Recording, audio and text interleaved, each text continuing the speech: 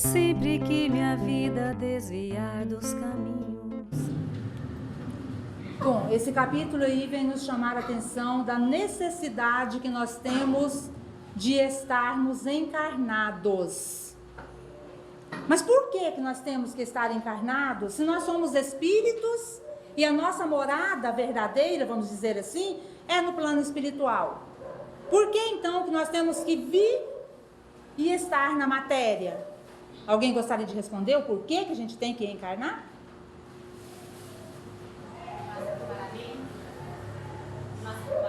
Para o nosso aprimoramento, depuração.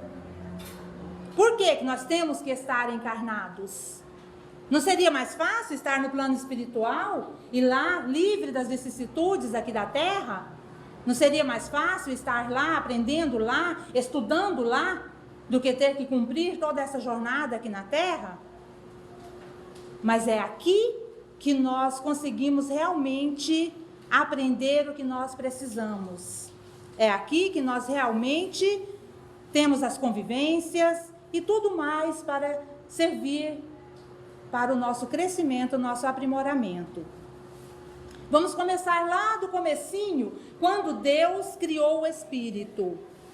Deus criou um espírito diferente do outro? Com certeza que não.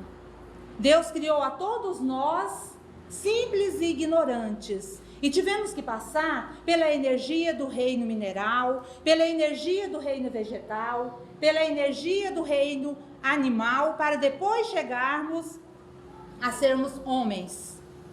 Neste momento, quando Deus viu que estávamos preparados para assumirmos o papel de sermos homens, Ele nos deu uma coisa muito importante que se chama livre-arbítrio. Porque até antes, quando estávamos ainda passando pelas outras energias, não tínhamos ainda esta consciência. Não sabíamos ainda o que fazer de nós. Assim como os bichinhos não têm responsabilidade sobre seus atos. Mas quando nós recebemos o livre-arbítrio, aí sim, Deus disse, vá, segue a sua caminhada e aí agora é com você. Você é responsável pelos seus atos, só que lembrem-se de uma coisa, o que vocês fizerem, responderão um dia. Tudo o que fizermos, todas as coisas que plantarmos, um dia teremos que colher. Então, para que possamos evoluir, é necessário estar na matéria.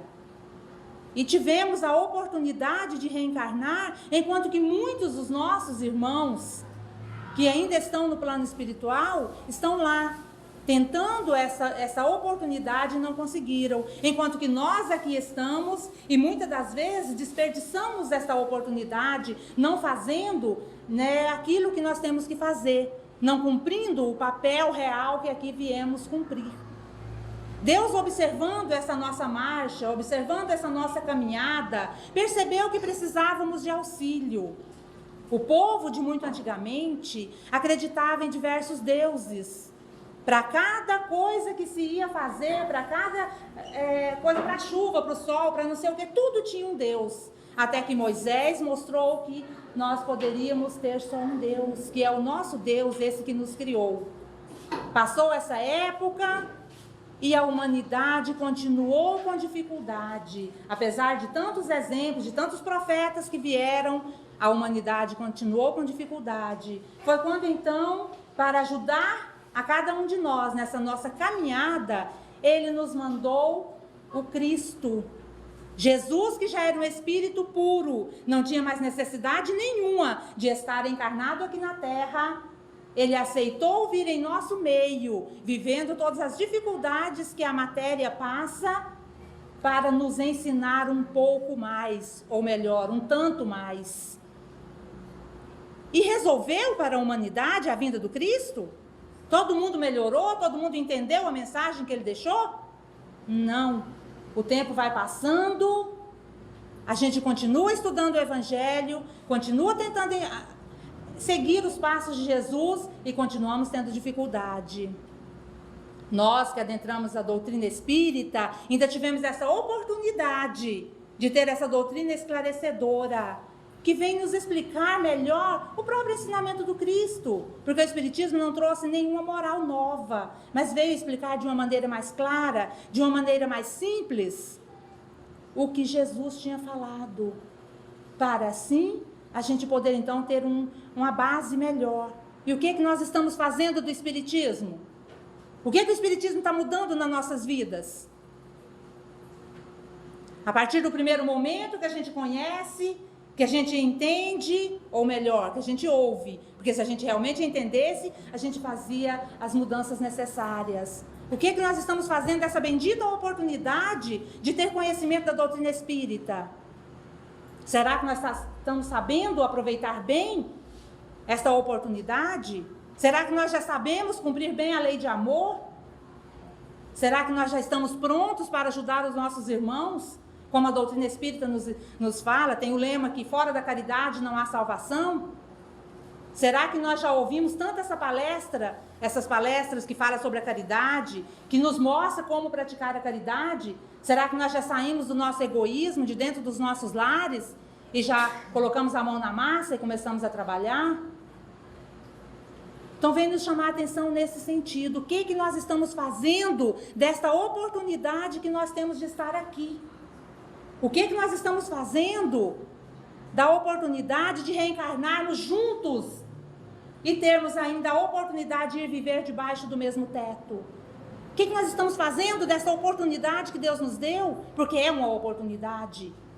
Se nós estamos juntos é porque devemos algo do passado. E o que nós estamos fazendo com esta oportunidade? Será que estamos felizes com as famílias que nós ganhamos? Ou estamos reclamando o tempo todo? Será que nós não paramos para pensar que para estarmos no lugar que estamos, teve um trabalho muito grande dos nossos amigos espirituais que zelam de nós, que cuidam de nós nesse sentido, que são responsáveis pelas reencarnações? Será que nós não paramos para pensar que foi um trabalho para eles organizar em grupos e falar, agora segue aí na Terra, vocês têm missões a cumprir? O que nós estamos fazendo das nossas oportunidades? O que nós estamos fazendo das nossas famílias? Muitas das vezes nós achamos mais fácil ser bonzinhos, ser gentis com o povo lá de fora. E isso eu vos falo para me ouvir também. Nós desperdiçamos essa oportunidade. Nós temos muita dificuldade de ser amáveis, de ser educados, de ser gentis, principalmente no lugar que a gente deveria ser mais gentil, que era dentro dos nossos lares. O que nós fazemos quando nos falta aquilo que queremos dentro da nossa casa? O que nós fazemos quando a gente não consegue adquirir a casa dos nossos sonhos? Muita gente se revolta. Muita gente tem mania de dizer que por não conseguir isso ou aquilo que desejava na vida, fala que perdeu o sentido da vida, perdeu a graça de viver. Quantos irmãos nossos que por causa de uma pessoa que esperava que essa pessoa lhe trouxesse felicidade, esquece de todo um resto. Esquece que a nossa família é grande, esquece que nós temos amigos e se entrega à depressão, se entrega ao desespero. Por quê? Porque aquela pessoa que a gente esperava que desse para nós a felicidade, não deu. E aí cruza os braços e não quer saber de mais nada. Nós precisamos entender, meus irmãos, que a nossa família é grande. Mesmo a consanguínea já é grande. Geralmente nós temos famílias volumosas. Sem falar essa família que o Cristo tanto falou. Em uma passagem, Jesus diz: quem é minha mãe, quem são meus irmãos? Demonstrando para nós que a família se estende. Não é só quem nasceu debaixo do mesmo teto. E por causa de uma única pessoa. Eu estou falando isso porque geralmente a gente ouve isso muito de mulheres que não têm o marido que sonhava e aí se joga no lamaçal da vida, no sentido de entrar em depressão e não querer saber de mais nada. Muitas das vezes, meus irmãos, nós entramos em depressão por falta de consciência, por falta de compreensão melhor da vida. Porque você exige do outro e para pensar, será que eu estou sendo aquilo que eu deveria ser? Será que eu estou dando o que eu estou exigindo? Será que eu estou sendo para o outro o que eu gostaria que o outro fosse para mim? Então, eis aí um grande problema da humanidade, é não aceitar aquilo que tem. Por exemplo, é errado a gente sonhar com uma casa boa, com uma casa bonitinha, toda arrumadinha. Eu creio que não é errado, sonhar é bom. Agora, você fazer desse sonho um pesadelo, aí passa a ser um problema. Porque eu sonhava em ter uma casa, tem muita gente que fala assim, a casa dos meus sonhos. Vê uma outra coisa, meu sonho de consumo. E se não consegue realizar aquilo, mais uma vez, entra no desespero, entra na tristeza profunda, porque não alcançou aquilo que queria. Outro dia, uma pessoa da minha família me ligou, estava em prantos, em desespero, com a casa linda sendo reformada, mas uma danada de uma pia do banheiro não veio do modelito que ela esperava. O que é uma pia de banheiro? E daí, se a pia veio rosa, azul, amarela, e daí? Não veio do modelo que eu queria? Entra em desespero. Estou muito revoltada hoje, porque a pia não veio do jeito que eu queria. Quantas pessoas que nem pia tem? Quantas pessoas que nem casa tem? E muitas das vezes a gente encontra no meio dessas pessoas, pessoas mais satisfeitas com a vida. Estão sabendo aproveitar a oportunidade da encarnação, de estar aqui neste momento. Mas quando nós estamos na matéria, nós temos, além das nossas fraquezas, nós temos um outro problema grande, que é quando nós nos dispomos a fazer algo de bom, vem alguém para criticar. Vem alguém para falar assim, para com isso, né? Que é isso? Vamos curtir a vida, o que você está fazendo? E muitas das vezes nós damos ouvido a essas conversas.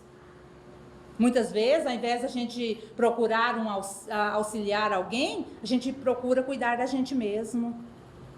Sábado eu estava lá no Centro Espírita Caminho da Verdade e ouvi quando a presidente lá anunciou que na noite, né, da virada do ano, eles vão fazer um jantar e sair nas ruas, levando para as pessoas que vivem na rua, que não têm um lar. Será que vai ser fácil deixar suas famílias na virada do ano, um dia especial, para poder ir para a rua, dar comida para quem vive na rua? Com certeza não é muito fácil.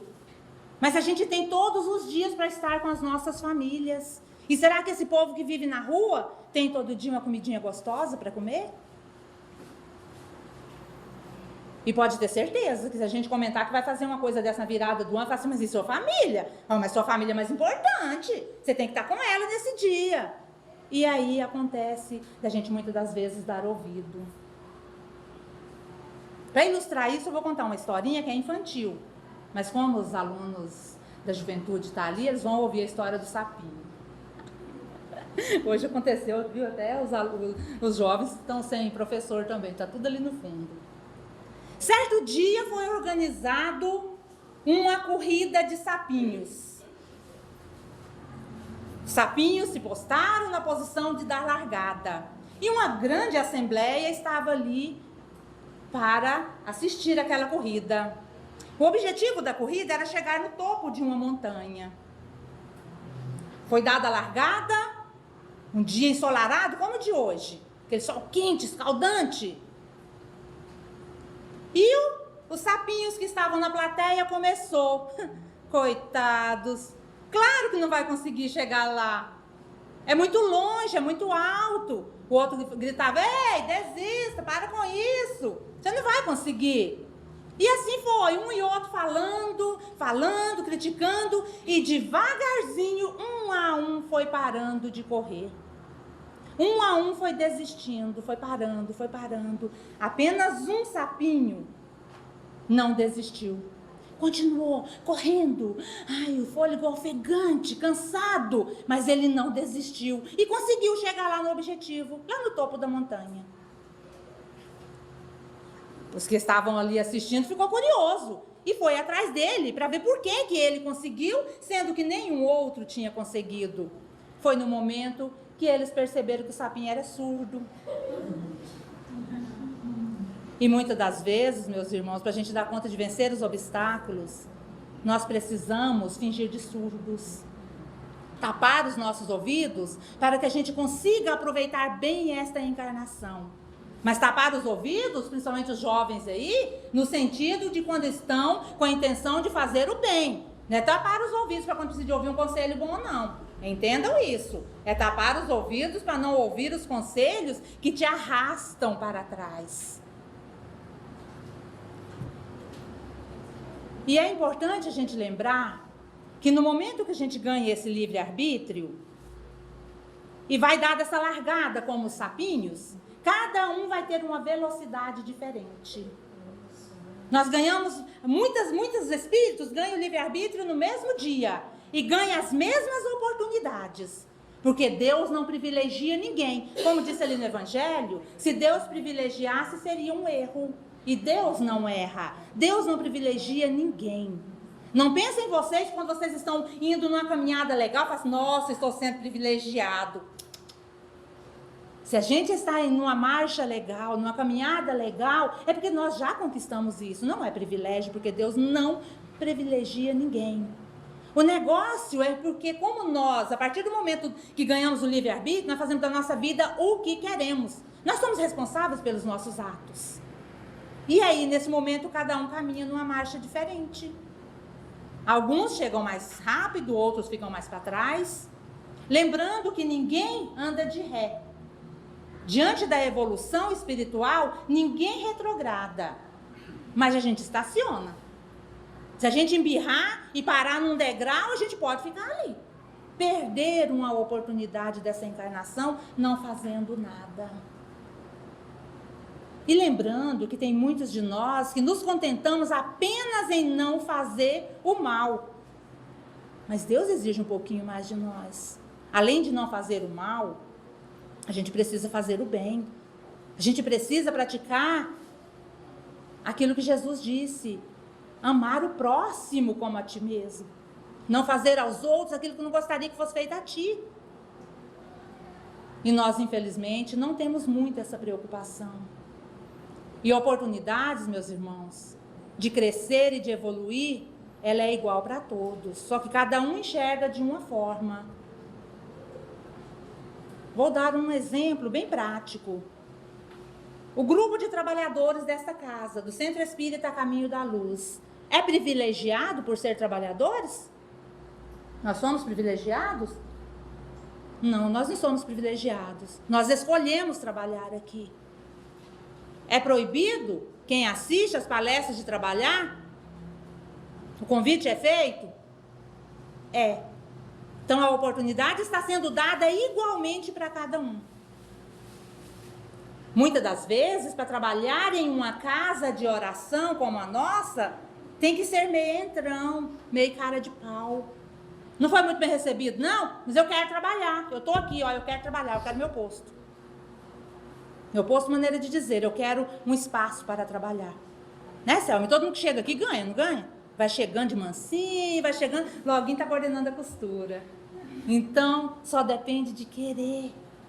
Só depende de querer, a oportunidade é dada.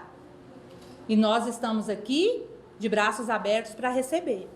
Assim como um dia nós fomos recebidos, nós estamos aqui para receber também. Então fica junto disso o convite para aproveitarmos melhor essa nossa evolução. E para encerrar, eu vou contar a história aqui, não sei se eu já contei essa história aqui, mas se eu contei, eu vou repetir ela. É só porque ela cabe muito bem para mostrar para nós que nós podemos aproveitar essa nossa encarnação em qualquer época da nossa vida.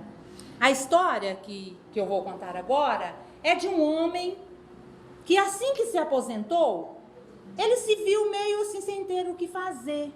E pensou então, eu estou aposentado, não ganho muito mal, eu posso ser útil, eu vou fazer algo. E começou então a observar no bairro que ele morava qual era a maior necessidade, o que ele podia fazer para auxiliar. E começou a andar pelas ruas e não demorou muito, ele percebeu que tinha muitos moradores de rua. E quem mora na rua não tem comida todos os dias, é quando ganha, certo? O que que o senhor Alfredo fez. Senhor Alfredo pensou, bom, uma sopa alimenta bem. Vou cuidar de fazer uma sopa para esse povo que mora na rua. Preparou então o seu quintal, que tinha um pedacinho lá bom de terra. Começou então a plantar diversas verduras e legumes. Quando já estava no ponto de ser utilizado para fazer a sopa, ele foi no açougue da vila onde ele morava, conversou com o açougueiro e pediu para ele os ossos. Ele queria os ossos todos os dias, para ajudar a fazer a sopa ficar mais substanciosa, mais gostosa, mais saborosa. E ele ganhou os ossos. Então, Alfredo, todos os dias, pela manhã, ele levantava, ia no açougue, recolhia os ossos, recolhia as verduras e os legumes da horta e começava então a preparar uma substanciosa sopa em um grande caldeirão para servir para aquelas pessoas que moravam na rua. Ele então aproveitava o momento que o caldeirão estava fervendo, que não tinha muita necessidade dele estar por perto, ele entrava para o quarto dele para praticar um exercício diário. Ele ia fazer oração. E enquanto ele fazia essas orações, o que ele mais pedia era o seguinte: meu Deus, me conceda a graça de um dia eu poder ver o Cristo frente a frente, face a face. E ele passou anos fazendo essa sopa e pedindo a mesma coisa na oração. Certo dia, com o mesmo ritual, recolheu os ossos, preparou as verduras, pôs para cozinhar, entrou para o quarto para fazer oração. Ele estava ainda de olhos fechados, mas ele pôde perceber que o quarto dele encheu de uma luminosidade diferente. Quando ele abriu os olhos, para sua surpresa, o Cristo estava ali, na sua frente. Ele, nesse momento, o coração bateu mais acelerado, a respiração ficou ofegante, ele ficou muito feliz, pois ele desejava aquilo há muito tempo. Quando ele está ali contemplando aquela imagem bela que ele sonhou a vida toda, a campainha toca. Eram os pobres, eles já eram acostumados a chegar naquela hora para tomar a sopa.